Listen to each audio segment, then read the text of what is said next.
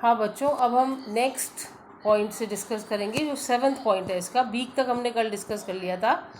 अब देखिए इसमें नेक्स्ट जो इसका अडेप्टेशन है उसमें क्या हेल्प होती है कि मोबाइल नेक और हेड। मोबाइल नेक और हेड होने से क्या होता है कि एक तो मूवमेंट करने वाली नेक है, इनकी नेक जो है लॉन्ग है, फ्लेक्सिबल है, लचीली होती है और लॉन्ग होती है, लंबी होती है। And it is as beak is for other works, mobility of neck and freedom of movement of the head is necessary। ठीक है, अगर बीक जो है वो दूसरे कामों के लिए चाहिए, जैसे बिल्कुल गर्दन घुमा के बर्ड जो है अपने पंखों में फेदर्स में प्रीनिंग कर लेती है, उसकी वजह से क्या होता है कि फ्रीडम ऑफ मूवमेंट जो है नेक का और हेड का नेसेसरी है। अगर मान लीजिए नेक जो है वो एक तरफ ही इतना ही डायरेक्शन में 90 डिग्री के एंगल पर ही घूम पाएगी, तो बर्ड अपने बिल्कुल पीछे के फेदर्स को प्रीन नहीं कर पाएगी। तो इस वजह से मोबाइल नेक जो है वो इसमें पाया जाता है और हेड भी इसका मोबाइल होता है। ठीक है ना, बाइपीडल। अब इसके बाद नेक्स्ट जो पॉइंट है दैट इज बाइपीडल लोकोमोशन। बाइपीडल लोकोमोशन जो है बाइपीडल लोकोमोशन मतलब दो पैरों पर जब लोकोमोशन होता है। कोई फोर लिम्स इनके हैं नहीं, जो हाथ हैं वो विंग्स में मॉडिफाई हो गए हैं, है ना। और जो हाइंड लिम्स हैं, जो पैर हैं पीछे के जिनसे ये चलती है, वो एंटीरियरली फ्रॉम द ट्रंक जो है वो स्प्रिंग करते हैं, निकलते हैं, आगे की तरफ से ट्रंक के निकलते हैं। और बैलेंस करने के लिए पूरे वेट को, जो बॉडी वेट है इसका, उसको बैलेंस और सपोर्ट करने के लिए जो entire weight of the body है उसको हेल्प करते हैं। फॉर लोकोमोशन इन ग्राउंड और इन वाटर, जब बर्ड चलती है तो आपने देखा होगा कि थोड़ा सा वो दोनों पैरों से ठक ठक ठक ठक करके चलती है। तो उसका कारण यही है कि जो दो इनके पैर हैं वो एंटायर वेट को बियर करते हैं, बिकॉज वेट को बियर करने के लिए और कोई चीज़ इनमें है नहीं। तो ग्राउंड और वाटर में इसको लोकोमोशन या चलने में सहायता प्रदान करते हैं। अब नेक्स्ट जो है दैट इज़ द इंटेग्यूमेंट, जो इसकी बॉडी कवरिंग है।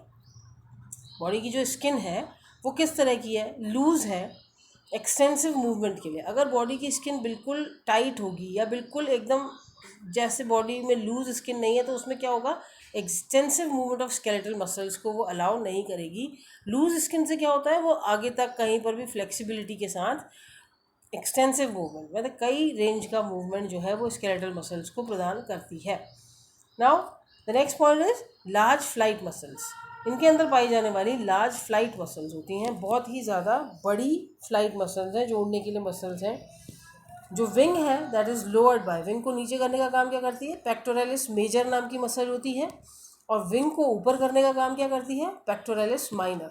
तो ये दोनों बड़ी मसल्स होती हैं। लार्ज फ्लाइट मसल्स में पेक्टोरलिस मेजर है और पेक्टोरलिस माइनर है, जो कि विंग्स को ऊपर और नीचे करने का काम करती है। और जो विंग्स, जो फ्लाइट मसल्स इनकी छाती पर होती हैं, ब्रेस्ट पर होती हैं, they are also very much developed.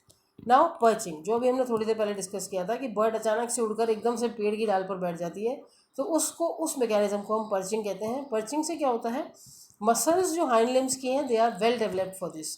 जो इनके पैरों की मसल्स हैं वो बहुत ज़्यादा इस बात के लिए डेवलप्ड होती हैं, वो एकदम से बैलेंस बनाकर पेड़ पर बैठना, पेड़ की डाल को पकड़ लेना। आपने देखा होगा बर्ड के बैठने का तरीका कैसा होता है, जो उनका एक क्लॉ है वो पीछे से और बाकी चार जो क्लॉज हैं वो आगे से उसको अटैच करके रखते हैं। जैसे ही बर्ड सेटल होती है ट्री पर, तो बेंडिंग ऑफ लेग्स, उनके जो पैर हैं वो थोड़े से मुड़ जाते हैं। इससे क्या होता है, फ्लेक्सर टेंडन नाम की जो मसल होती है वो खींचती है। फ्लेक्सर टेंडन नाम की मसल को खींचने का काम करते हैं ये बेंडिंग ऑफ लेग्स।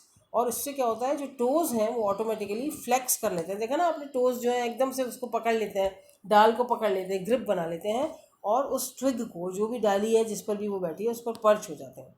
और बर्ड जो है इसी तरीके से सोती भी है। बर्ड कोई लेट कर या ऐसे ज़मीन पे गिर के तो सोती नहीं है, वो बैठे बैठे ही सोती है। तो उस समय भी ये इसका बैलेंस बनाए रखने का काम करता है, मतलब एक तरीके से लॉक हो जाता है। तो बर्ड जो है नीचे नहीं गिरती है while sleeping, because of this perching mechanism which is done by the flexor tendon muscles as soon as this bird settles down on the डाली पर जैसे ही बैठती है। नाउ इसका एंडोस्केलेटन किस तरह का है। एंडोस्केलेटन में बहुत सारे इंपॉर्टेंट पॉइंट्स हैं।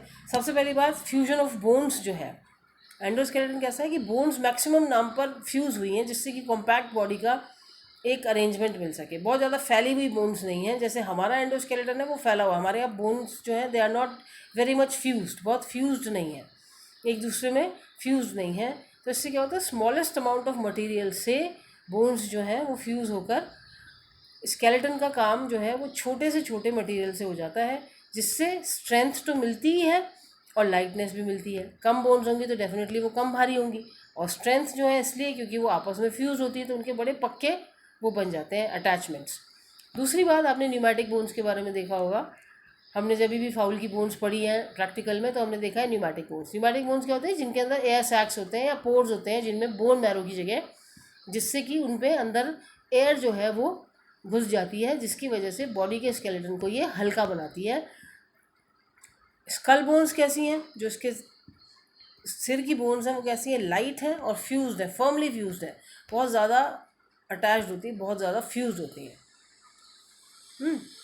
अनसिनेट प्रोसेस जो होता है थोरैसिक रिब्स का, वो भी कॉम्पैक्टनेस प्रदान करता है बाय कंसनट्रेटिंग दी मास को कंसनट्रेट कर देता है, तो उसकी वजह से। अच्छा, अब डॉर्सल वर्टिब्रल कॉलम जो है वो रिजिड है।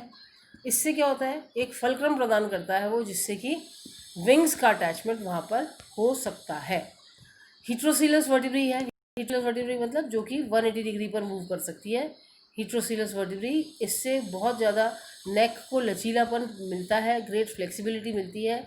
तो सारी की सारी जो बर्ड्स हैं वो अपने नेक को पूरा 180 डिग्री तक मूव कर सकती हैं। ठीक है। अच्छा, इसके बाद कॉर्डल वर्टिब्री जो है वो फ्यूज्ड है, शॉर्ट है, फ्यूज्ड है, और इसकी वजह से पाइगो स्टाइल बनाता है वो, जिससे कि क्या होता है, एक एयर में स्टेबिलिटी प्रदान करने का काम करता है। ठीक है। जो कॉर्डल वर्टिब्री है, जो टेल की तरफ है, वो कैसी होती हैं, फ्यूज्ड होती हैं, शॉर्ट होती हैं, और ये एक पाइगो स्टाइल का निर्माण करती हैं, जो कि एयर में, हवा में बर्ड्स को स्टेबिलिटी प्रदान करता है। अब स्टर्नम जो है वो ग्रेटली एक्सपैंडेड है, बहुत ज़्यादा एक्सपैंडेड स्टर्नम है, और लार्ज मिडवेंट्रल रिज होती है इसके अंदर एक, जिसको हम कील भी कहते हैं। ये भी मेजर फ्लाइट मसल्स के अटैचमेंट का काम करता है। ठीक है। नेक्स्ट पॉइंट है इसका डाइजेस्टिव सिस्टम। डाइजेस्टिव सिस्टम में ऐसा क्या हो जिससे कि बर्ड का वेट कम से कम हो। हमारा क्या है, पूरा का पूरा ध्यान बर्ड का वेट कम से कम हो, जिससे वो हवा में कम एनर्जी कंज्यूम करके उड़ सके। तो इनकी बेसल मेटाबॉलिक रेट जो है, BMR, बहुत हाई होती है। फूड रिक्वायरमेंट्स बहुत ज़्यादा होती हैं, इसलिए आपने देखा होगा कि फटाफट बर्ड कहीं पर भी कुछ ना कुछ खाती रहती है, जहाँ भी उसको दाने मिलते हैं। फूड रिक्वायरमेंट्स हाई क्यों है, क्योंकि बेसल मेटाबॉलिक रेट हाई है।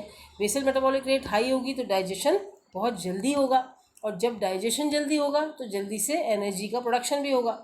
और जो फूड ये सेलेक्ट करते हैं उनमें ज़्यादातर बहुत हाई कैलोरीफिक वैल्यू पाई जाती है। उनकी जो कैलोरीफिक वैल्यू है, उनकी जो पर ग्राम कैलोरीज या एनर्जी प्रोड्यूस करने की क्षमता है, वो बहुत अधिक होती है।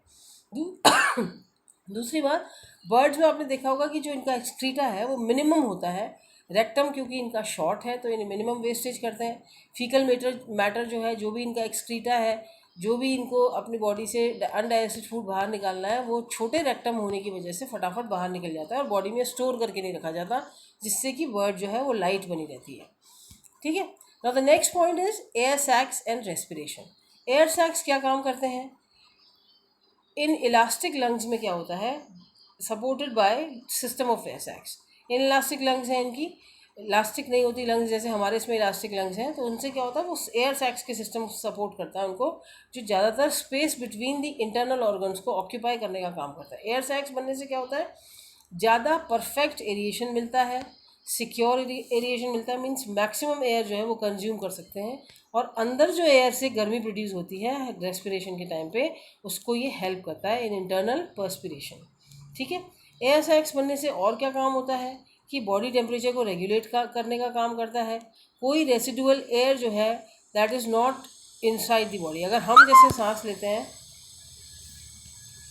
सांस लेते हैं तो हमारे अंदर रेसिडुअल एयर थोड़ी सी रह जाती है, पर इनमें नहीं रहती है। ठीक है ना। तो इस तरह से ये परफेक्ट एरिएशन का काम करता है, और इनको ज़्यादा से ज़्यादा पूरी बॉडी के ब्लड को उस मेंटेन करने का काम करता है। Now next point is warm bloodedness. Warm blooded animals हैं, वार्म ब्लडेड बर्ड्स होती हैं, क्योंकि इससे परफेक्ट एरिएशन जो है वो हाई टेम्परेचर मेंटेन करके रखता है। ये वार्म ब्लडेडनेस क्यों चाहिए, क्योंकि बहुत देर तक हाई एनर्जी का प्रोडक्शन करने के लिए great output of energy for long period is required. और दूसरी बात क्या है कि बर्ड जो है ऊँचे जब एल्टीट्यूड्स पर उड़ती है तो उसको ठंडा ना लगे, और इस वजह से वार्म ब्लडेडनेस ज़रूरी है। ना सर्कुलेटरी सिस्टम इनका कैसा होता है, रैपिड मेटाबॉलिज्म होता है, आपने अभी देखा था BMR हाई है तो उसकी वजह से मोर ऑक्सीजन की आवश्यकता होती है, ठीक है। और इनकी जो हार्ट है दैट इज़ बड़ा होता है, सर्कुलेटरी सिस्टम है पूरा कम्प्लीटली डिवाइडेड इंटू 4 चैम्बर्स होता है, जिससे कि डबल सर्कुलेशन ऑफ ब्लड होता है और इससे मोर एनर्जी का प्रोडक्शन होने में सहायता मिलती है।